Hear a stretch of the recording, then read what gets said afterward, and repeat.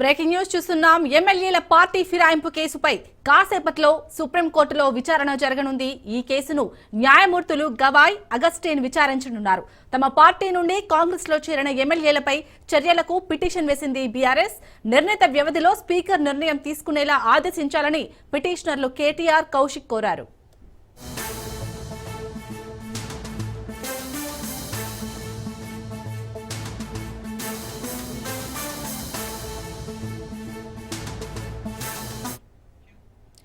ఎమ్మెల్యేల పార్టీ ఫిరాయింపు కేసుపై కాసేపట్లో సుప్రీంకోర్టులో విచారణ జరగనుంది. ఈ కేసును న్యాయమూర్తులు గవాయ్, అగస్టిన్ విచారించనున్నారు. తమ పార్టీ నుండి కాంగ్రెస్ లో చేరిన ఎమ్మెల్యేలపై చర్యలకు పిటిషన్ వేసింది బీఆర్ఎస్. నిర్ణీత వ్యవధిలో స్పీకర్ నిర్ణయం తీసుకునేలా ఆదేశించాలని పిటిషనర్లు కేటీఆర్, కౌశిక్ కోరారు.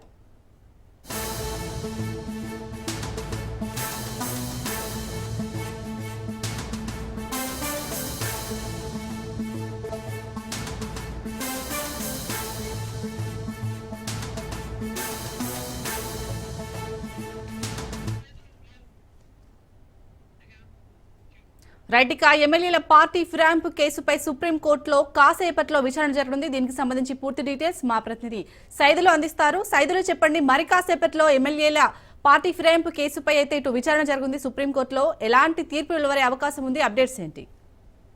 శాలిని, మరి కాసేపట్లో సుప్రీంకోర్టులో పార్టీ ఫిరాయింపులపైన విచారణ జరగనున్నది. ఈ కేసుని జస్టిస్ బిఆర్ గవాయ్, అగస్టిన్ జార్జిలు కూడినటువంటి ద్విసభ్య ధర్మాసనం మరి కాసేపట్లో పార్టీ ఫిరాయింపులపైన విచారణ జరపనున్నది. ఇప్పటికే ఈ పార్టీ ఫిరాయింపులకు సంబంధించి అనేక సార్లు సుప్రీంకోర్టులో కూడా వాదనలు జరిగాయి. అంటే పార్టీ ఫిరాయింపులకు సంబంధించినటువంటి ఎమ్మెల్యేల తరపున ఇటు సీనియర్ లాయరు వాదనలు వినిపించారు, అదే బీఆర్ఎస్ పార్టీ తరపున మోహిత్ రావు కూడా వాదనలు వినిపించారు. సో ఇక ఈ ఇరు వాదనలు విన్న తర్వాత వాస్తవంగా ఈరోజు వాయిదా పడింది. ఈరోజు విచారణ మరి కాసేపట్లో లిస్ట్ నెంబర్ 8, 9 అంటే మరి కాసేపట్లోనే ఈ యొక్క లిస్ట్ నెంబర్ 8, 9ని కేసు విచారణ జరగనున్నది. తీర్పు ఏ విధంగా వస్తుందనేది కూడా కొంత ఆసక్తి రేపుతుంది. ఎందుకంటే ఈ పార్టీ ఫిరాయింపులకు సంబంధించి మొదటి నుంచి కూడా బీఆర్ఎస్ పార్టీ చెప్తూ వస్తుంది, ఖచ్చితంగా పార్టీ ఫిరాయింపులకు సంబంధించి ఈ పార్టీ మారిన ఎమ్మెల్యేలందరిపైన కూడా వేటు పడుతుంది.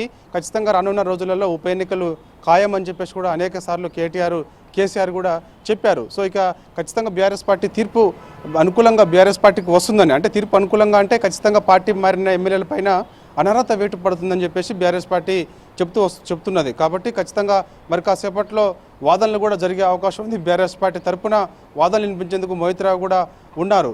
ఇక ఇటు పార్టీ ఫిరాయింపులకు సంబంధించి ఇప్పటికే ఈ యొక్క 10 మంది ఎమ్మెల్యేల పైన, అంటే 3 పైన స్పెషల్ లీవ్ పిటిషన్ దాఖలు చేశారు పాడి కౌశిక్ రెడ్డి. అంటే ఇటు ఖైరతాబాద్ ఎమ్మెల్యేగా ఉన్నటువంటి దానం నాగేందర్ పైన, భద్రాచలం ఎమ్మెల్యేగా ఉన్నటువంటి తెల్లం వెంకట్రావు, అదేవిధంగా స్టేషన్ గన్పూర్ ఎమ్మెల్యేగా ఉన్నటువంటి కడియం శ్రీహరి పైన, ఇలా 3 పైన కూడా స్పెషల్ లీవ్ పిటిషన్ దాఖలు చేశారు పాడి కౌశిక్ రెడ్డి. ఇక మిగిలిన 7 పైన రెడ్ పిటిషన్ దాఖలు చేశారు BRS party working president KTR. So ఇక ఈ 10 మందితో పార్టీ ఫిరాయించారు కాబట్టి 10 మందికి సంబంధించి విచారణ కాసేపట్లో జరగనున్నది. ఆల్రెడీ ఇంతకుముందే ఈ కేసుకు సంబంధించి, అంటే ఈ పార్టీ ఫిరాయింపులకు సంబంధించి సుప్రీంకోర్టులో ఆల్రెడీ విచారణ జరిగింది. అదే స్పీకర్ ఎందుకు నిర్లక్ష్యం చేస్తున్నారు అని చెప్పేసి కూడా వాదనలు జరిగాయి. కాబట్టి స్పీకర్ ఖచ్చితంగా చర్యలు తీసుకుంటారా, లేకపోతే మేమే తీసుకోవాలా, అంటే స్పీకర్ సమయం ఎంతలోపు తీసుకుంటారు, అంటే వాళ్ళు బీఆర్ఎస్ పార్టీ మారిన ఎమ్మెల్యేలపైన చర్యలు తీసుకోవాలని అనేక సార్లు ఫిర్యాదు చేసినప్పటికి కూడా ఎందుకు స్పీకర్ నిర్లక్ష్యం చేస్తున్నారని చెప్పేసి కూడా సుప్రీంకోర్టు ఆగ్రహం వ్యక్తం చేసిన సంగతి అందరికీ తెలిసిందే. దానిలో భాగంగా సుప్రీంకోర్టు కూడా అసెంబ్లీ సెక్రటరీకి ఆదేశాలు జారీ చేసింది. అసెంబ్లీ సెక్రటరీ కూడా పార్టీ మారిన ఎమ్మెల్యేలందరికీ కూడా నోటీసులు కూడా జారీ చేశారు. ఎందుకు పార్టీ మారాల్సి వచ్చిందని దానిపైన కూడా ఆయన అసెంబ్లీ సెక్రటరీ నోటీసులు జారీ చేశారు. ఆ నోటీసులకి పార్టీ మారిన ఎమ్మెల్యేలందరూ కూడా రిప్లై ఇచ్చారు, మాకు కనీసం ఒక 5 నెలలు గడువు ఇవ్వండి, ఖచ్చితంగా ఎందుకు మారామో చెప్తామని చెప్పారు. కాకపోతే ఇది ఎన్ని రోజులు ఇంకా నిర్లక్ష్యం అని చెప్పేసి కూడా సుప్రీంకోర్టు గతంలోనే సీరియస్ అయింది. కాబట్టి ఖచ్చితంగా ఈరోజు జరిగే విచారణలో ఖచ్చితంగా బీఆర్ఎస్ పార్టీకి తీర్పు అనుకూలంగా వస్తుందని చెప్పేసి కూడా భావిస్తున్నారు. సో ఒకవేళ వస్తే మాత్రం ఖచ్చితంగా ఈ 10 మంది పైన వేటు పడే అవకాశం ఉంది. ఎందుకంటే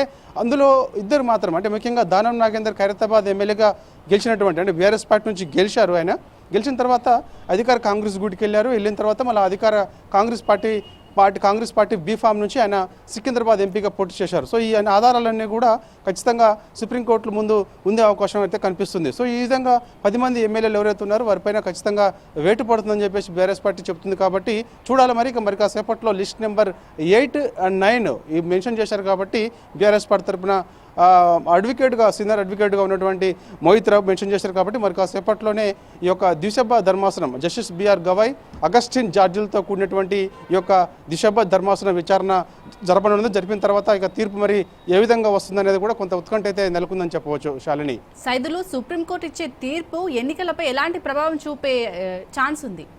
ఖచ్చితంగా, ఎందుకంటే ఈ తీర్పు ఏదైతే ఉందో పార్టీ ఫిరాయింపులకు సంబంధించి ఒకవేళ వారిపైన కాక వేటు పడితే మాత్రం ఇది దేశవ్యాప్తంగా పార్టీ ఫిరాయింపులకు సంబంధించి ఒక హెచ్చరిక లాంటిదని కూడా చెప్పవచ్చు. ఎందుకంటే ఒకవేళ ఈ పార్టీ మారిన ఎమ్మెల్యేలకు సంబంధించి ఆల్రెడీ అసెంబ్లీ సెక్రటరీ నోటీసులు జారీ చేశారు. కాబట్టి స్పీకర్ చర్యలు తీసుకోవడం లేదు, నిర్లక్ష్యం చేస్తున్నారు అంటున్నారు. కాబట్టి సో తీసుకోకపోతే అది మేమే తీసుకోవాల్సి వస్తుంది, అంటే చర్యలు మేమే తీసుకోవాల్సి వస్తుందని చెప్పేసి గతంలో సుప్రీంకోర్టు చెప్పింది. కాబట్టి ఒకవేళ ఆ సుప్రీంకోర్టు ఈ రోజు కాక ఏదైనా తీర్పు మాత్రం ఏ విధంగా ఉంటుందో తెలియదు. కానీ ఒకవేళ వేటు పడితే మాత్రం ఖచ్చితంగా 6 నెలల్లోనే మనకి తెలంగాణ రాష్ట్రంలో ఉప ఎన్నికలు వచ్చే అవకాశం అయితే ఉన్నది. ఖచ్చితంగా ఈ 10 నియోజకవర్గాలలో మరి చూడాలి. మరి సుప్రీంకోర్టు తీర్పు మాత్రం కాసేపట్లో ఏ విధంగా వస్తుందనేది కూడా మనకి తెలియాల్సి ఉంటుంది. Right, thank you Saidulu.